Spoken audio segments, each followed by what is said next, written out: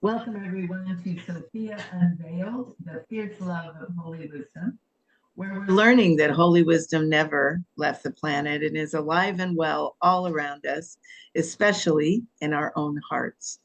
And as we embrace this truth, we become the sovereign, valiant leaders of this new time on earth. I'm your host, Kathy Forrest, founder of Celestial Forest Institute, and I'm so excited to be here with my dear friend, Aletheia Sophia. Welcome, Aletheia. So good to have you. Hello there, Kathy. What an honor it is to sit with you again. Been long overdue. So Aletheia Sophia is a fragrance of remembrance given in devotion to the returning presence of goodness upon the earth. I love that line. In the ancient Cathar lands of the French Pyrenees, she tends Les Camps, a sanctuary of living waters, animals, prayer, and presence, where the sacred is woven into the rhythm of daily life. Here, the earth is known as temple, the body as altar, and the soul as living vessel of divine renewal. Once known throughout the world for sacred body awakening, Aletheia has over time refined her work towards greater simplicity, rootedness, and surrender. Now dwelling at Les Camps, she shares through the Shift Network baptism, books, rituals, somatic prayer, oils, and sacraments shaped by devotion with the deepening intention that only Spirit move through the teachings. Having listened deeply to the many streams of the Christian tradition, from Gnostic, mystical, traditional, esoteric, and the newly emerging forms, she returns again and again to the innocent way first blessed into her life by her father in childhood, a way of nearness, trust, and simple devotion. In those early beginnings, Sophia was not yet known by name, yet in time revealed as living wisdom, widening and deepening the path from within. It is this hidden simplicity that guides her still, holding the tenderness of that first love and the quiet radiance of Christ. To come to Les Camps is to enter a place of deep remembering, where something ancient, tender, and holy draws near. And I love your topic, which is so perfect for today, the Magdalene Path, 7 thresholds of the soul. Exquisite. I can feel, I see it in the pictures you post on social media, and I feel it when I speak to you. I can feel where you live. So, what is the Magdalene Path, 7 thresholds of the soul, and why do you feel Mary Magdalene herself is such a vital guide at this moment in history? Well, boom, we would find this teaching right in the heart of the Gospel of Mary Magdalene. And for some folks, they might be saying, but there is no Gospel of Mary Magdalene. And of course, yes, there are.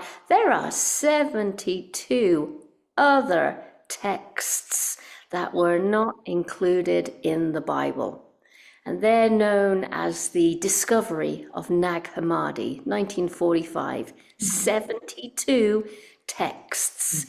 Many of them were burnt because the shepherd who found them didn't know what he had stumbled across. And so he burned these papers in the fire to keep warm. But 72 have remained, and one of them, the Gospel of Mary Magdalene. And it's a central visionary ascent that Mary herself experienced. Not because she died, she had this experience whilst very much alive. And this is what we find in her gospel. Let's back up a moment, because at this time, women were not permitted to ever speak about God or religion, Mhm. let alone doing it publicly, Right. let alone writing it down. Mhm. Mhm. So we first meet a very sovereign woman Yes. who is speaking Mhm. and writing and sharing profoundly with others her incredible mystical experiences. Mm. That we get an idea that the other disciples were not having. Mhm. They Mhm. were not having these Gnostic, direct, juicy, lucid, revelatory happenings. Mhm. They were just trying to learn. They were trying to learn and remember and keep all the detail to Mhm. what Jesus was saying. Mhm. Mary was just allowing his living words to flow through her, and she was responding. Mm.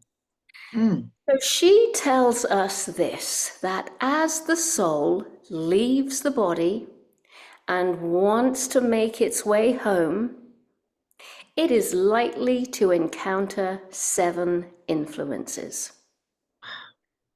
In our modern retelling, we would say things like, these influences do not appear when the soul is passing. They Mhm. are with us all the time. Mhm. Yep. And I would say they are really active right about now. Yeah. Yeah. Wrath, ignorance, arrogance, jealousy, desire. Mhm. These are all what she is naming. Mhm. Now, being on this Christ path Mhm. over here in Europe, I do look across the pond and I listen regularly to what I call a very obvious Christian revival. Mm. And I listen to a lot of podcasts Mhm. about spiritual warfare. Mhm. And Mhm. I say to myself, wow, this information is fabulous. Mhm. However, being a somatic person, I'm noticing how fast the people are speaking, Mhm. how urgent their message is, the incredible state they get into when they're doing their prayers. And I'm like, holy smokes, this is not a person at peace. Mhm. This is a Yeah. person on the breaking edge of Mhm. intensity. Mhm. Mhm. So I have always said to myself, there really has to be another way of doing this holy setting of boundaries Mhm. where you are embodied, you are at peace, you are certainly not afraid at Mhm. what you're encountering in your own head. But still, that ring pass not Mhm. is non negotiable. Mhm. And I found my answer in the Gospel of Mary, Right. because she does not go at these evil forces. She Mhm. does not make war. She does not send them all the way to the depths of hell. Mhm.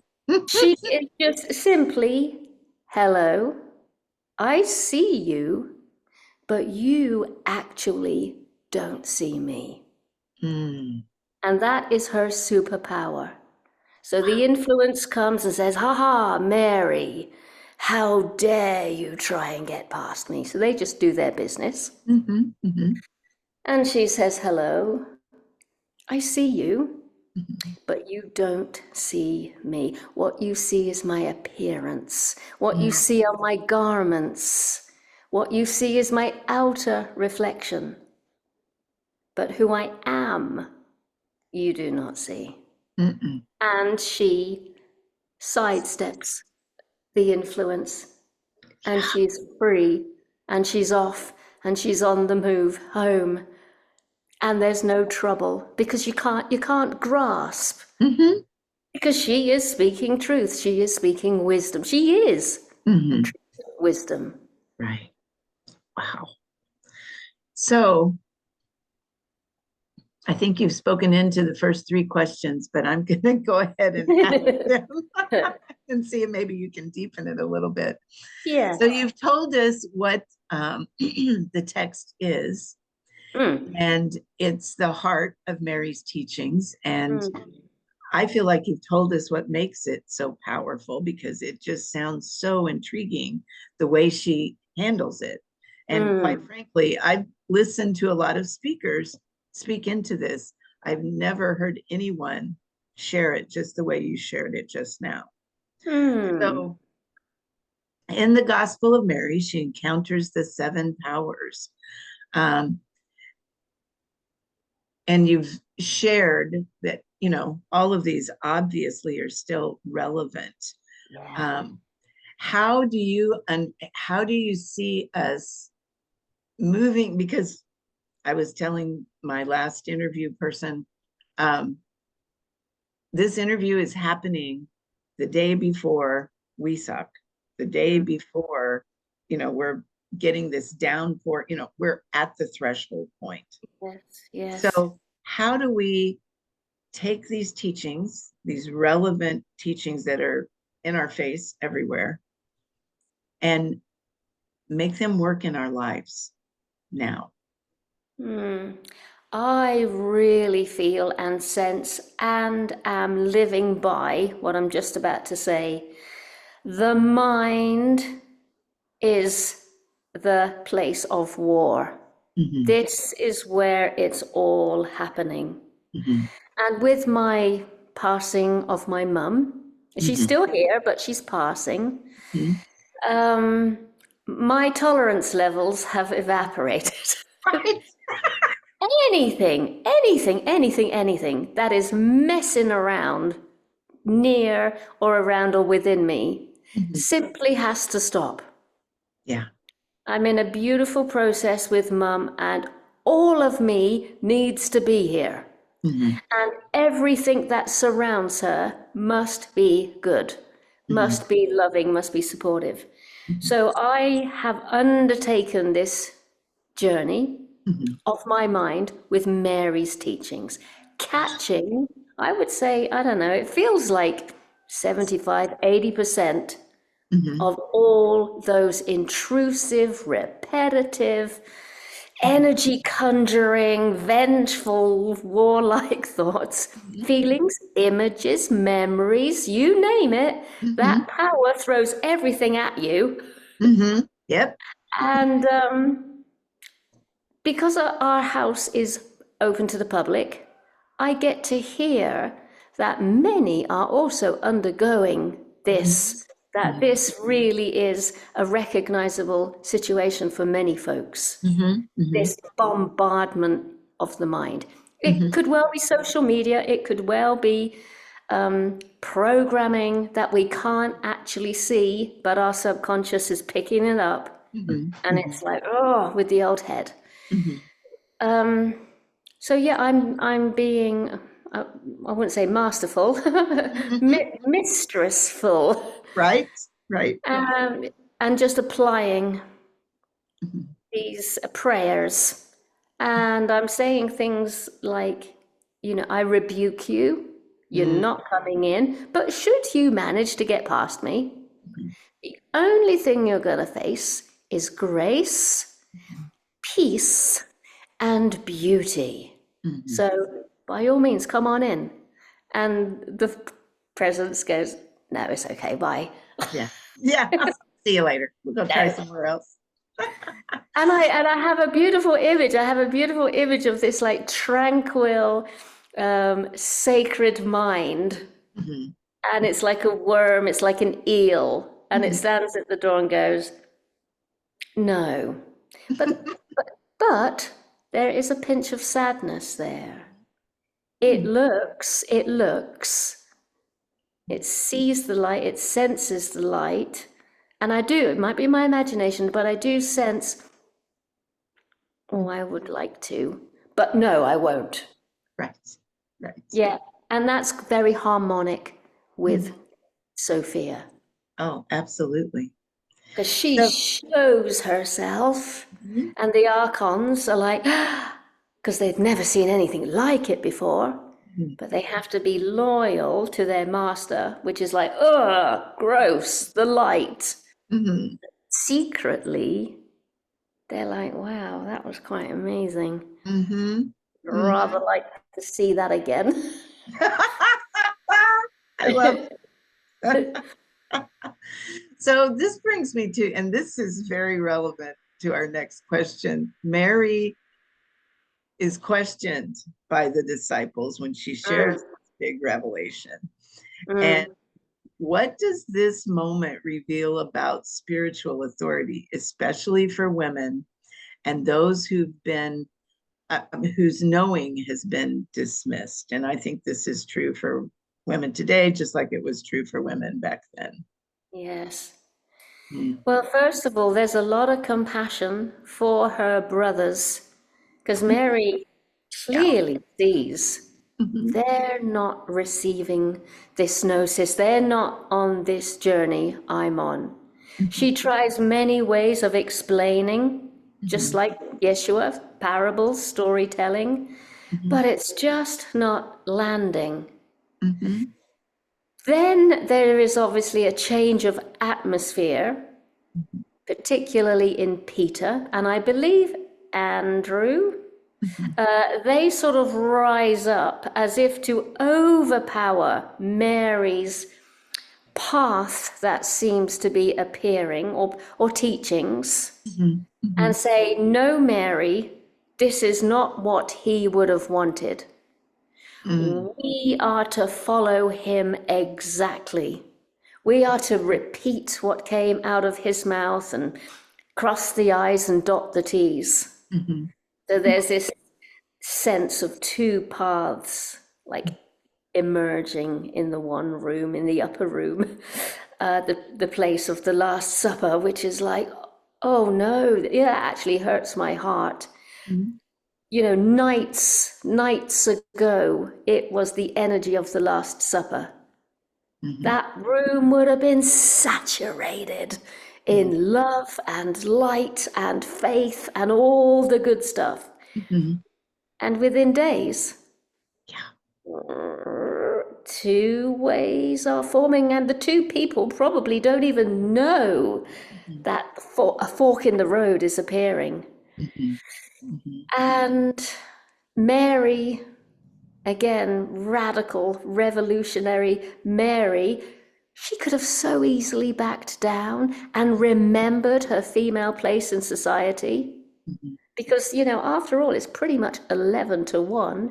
Mhm. Matthew was very close to her. Matthew tried to back her up in front of Peter, but still, it's a tiny amount towards, you Mhm. know, a group of brothers Yeah. who want to just repeat verbatim, Mhm. whether Mhm. they know what they're saying or not. They just wanted to repeat verbatim.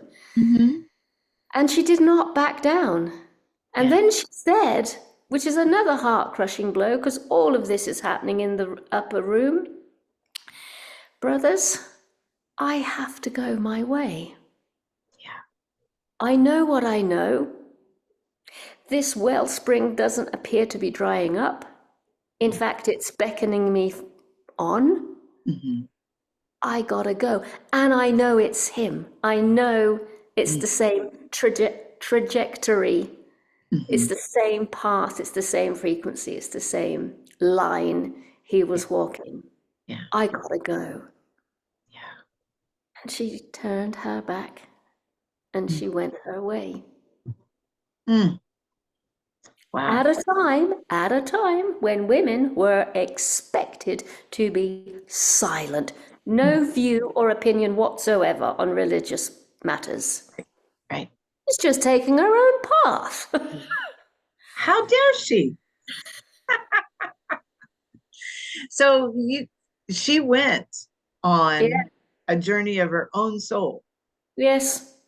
And my sense is that we're suggesting that we all take the journey. So when you speak of a thresholds of the soul, What kind of a journey are participants really entering? And is it symbolic, psychological, mystical, or all of it?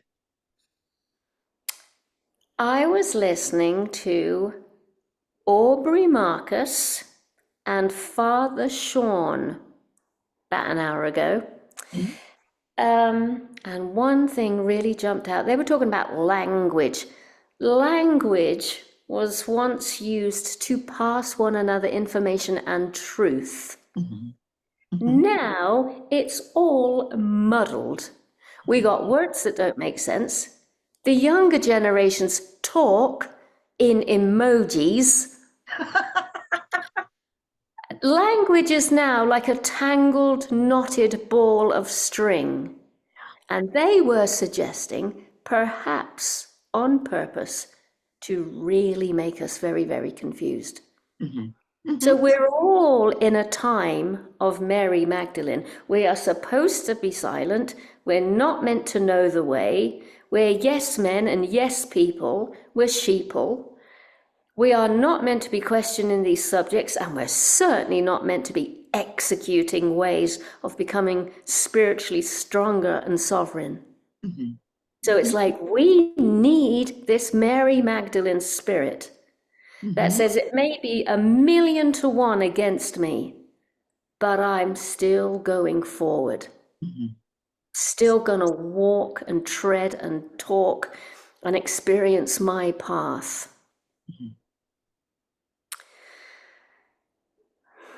Mm-hmm. So, how, in a world that is still fraught with all of the difficulties that you're speaking into, how do we bring her sacred teachings, our own sacred teachings, into the body, into daily life, and then into real life, like grief, relationships, our work, all of that? How do we make it real? The only thing I can say to that is what I did. My superpower, I think, is worship, devotion, tears, and that comes in on the back of Mary Magdalene anyway. I think there's a question that says, how do you know Mary Magdalene's entering your life? Mm-hmm. And I would say through devotion, worship, and tears, Mm-hmm. that there's this ache and this longing to taste, to know what she knew, to be close to her, even in our imagination. What did she know? What did she encounter? What did she share? How did she share her teachings? What would it be like to be sat in the presence of Mary Magdalene as she's doing a sermon or a healing or a baptism or just a story around the campfire? And to let that little flickering flame just turn into a raging forest fire, internal forest fire. Right. Because we have been so numbed down, so busy, so conflicted, the influences coming into the mind. We need to find those powers of awakening that can overcome what the world is generating at this time. Mm-hmm. Mm-hmm. So I would find songs that encapsulated the quality of prayer I actually really wanted to send to Jesus. And instead of it being a prayer of purity, it was an enormous embodied prayer of fire, of passion, of gratitude, of gratefulness, and I just moved it through the body. I love watching Hillsong. I love watching the worship videos, and everyone, no one has taught you to put your hand up. No, but we all do it. Yes. And I'm like that. What if we go further? What if both go up? Right. What if the old chest starts getting into me? it. Because my hands go up. Oh my God, I'm in full praise. Mhm, mhm. And I'm like, there's more here. There's more here. I'm holding back because no one else is doing anything more. So I'll Right. just put, there's more. Yes. And There I else. say, let that roller coaster, let it go. Mhm. Yeah. Let Awakening. it roll. Yes. Yeah, Yes. for sure. And you know you're on the good path because you're still praising. You haven't gone left. You haven't gone right. This is all about you getting closer to God, getting closer to love. Mhm, mhm. Yeah. So here's the question you were speaking Mm. into. How, someone that has never heard this kind of experience of Mary Magdalene, because there's lots of experiences out there, how would they begin to recognize it and know that it was her calling? Mm. I would say it's this. It's the appearance of tears. Mm, So let's just say we're going down the traditional route and we're reading our Bible and we're coming up across Mary Magdalene. I think she only appears about 7 times. right? They, What? But I'd say 6 out of 7, or maybe even 7, Mhm. she's crying. So the Yes. commentary is of her tears. Mhm, mhm, It happened to me this morning. There's a wonderful group staying at the house mhm. today, and they passed me a Nazarene Bible. Yes, I know. I have one, What? right? What? Yeah, yeah. And this man who lives on Mount Shasta, he Mhm. read me a passage Mm, of how Yeshua, that's how they say it, Yeshua and Mary, the Lord and the Lady, mhm, how they did conceive a child. I can't remember the name of that child in that Bible. mhm. And when she was of a certain age, they put a blue rose into her hair. Lo and behold, I burst into tears. Of course. Yeah, yeah. All the little hairs went up. Now that, to me, is a Mary moment. If I'm crying out of nowhere, Mhm, and it's about a Christed subject, mhm, mhm. Mary is present. Yeah. Our Lady is present. Mhm. That's so interesting that you share that, because ever since I started doing the summit interviews, tears have been flowing. Our Oh, Lady is present. she certainly is. Yeah. So, if Mary Magdalene could place one sentence in the hearts of those that are listening today, what do you think she would want us to remember?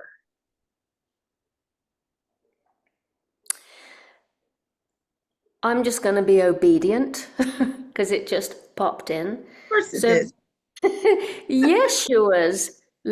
Jesus's last commandment to his disciples in the upper room on the night of the Last Supper, in a beautiful candlelit moment, no doubt, was love one another the way I have loved you. Let us just imagine now that this is coming through Mary Mhm. Magdalene. And let's go back to her possible moment of passing over. She's an old lady. She's just walked from her cave in Saint Baume in Provence, in France. She's walked all the way down to where Maximus, her companion, is talking to the local people. And this has been happening for years. He's got quite a gathering. He was the centurion Mhm.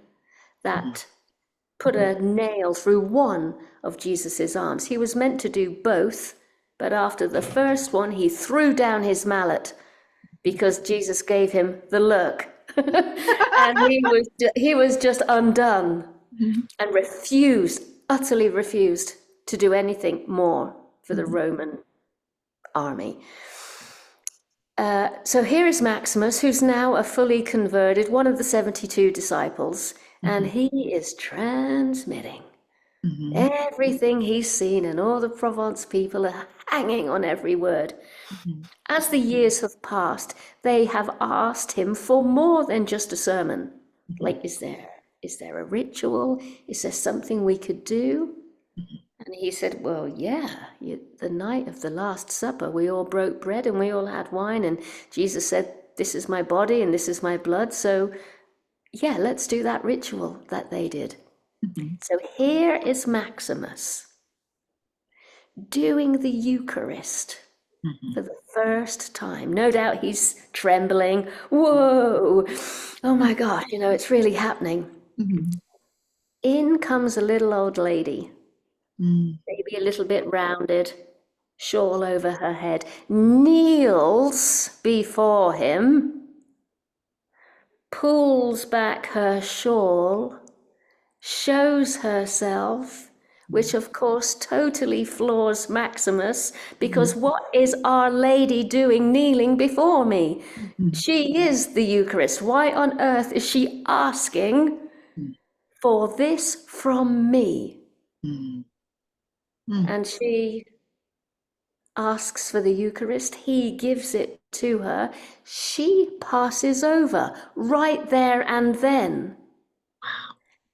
Collapses into his arms. So he's now holding Mary Magdalene in the same way Mother Mary held Jesus. Maximus has not been able to ask Our Lady for forgiveness. He has had shame and guilt from his action. So he's never actually spoken to her about it. He's always been a few steps behind her. And all he ever wanted was to be close. Well, now he has her entire little body in his arms, in front of all the people. This is the lady he has been talking about forever.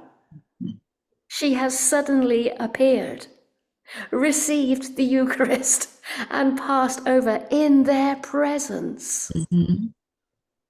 So let us imagine coming through her mouth now as she looks up at Maximus and us in the congregation. Love one another as I have loved you. And she's saying that to Maximus. She's saying, I know what you did. And I know you've lived with it consistently since that moment. I have loved you. And he knows that. He knows he's getting the full final transmission from his lady. Wow. Well, you've gone and done it, Aletheia. It's like now I'm in tears. Our Lady is present. Yes, She so is, and that's what I want to really ooze through the screen. She so is, folks. Right. She so is. So, as if this isn't enough, you have a free gift for our audience, and I believe you're going to do a presentation on the next holy day. I can't remember what it was. Pentecost. Pentecost, yes. So I'm going to record this on Pentecost. Yes. It's going to be an audio slow, somatic journey to meet the seven powers and to use Mary Magdalene's original words to set a boundary and gracefully move on past. And hopefully we will remember these techniques and ways when we're next on the edge of possibly entering a very polarized argument online, because this is where this stuff is really happening. Right. Online, social media, news channels. Yeah. I can't thank you enough, Aletheia. You brought her through to us. So thank you for that. And thank you for what we're going to receive in the gift. Your presence. Thank you for being here today. Oh, thank you, Kathy. Love you so, so, so, so much. Yeah. And I feel you so close with me at this time.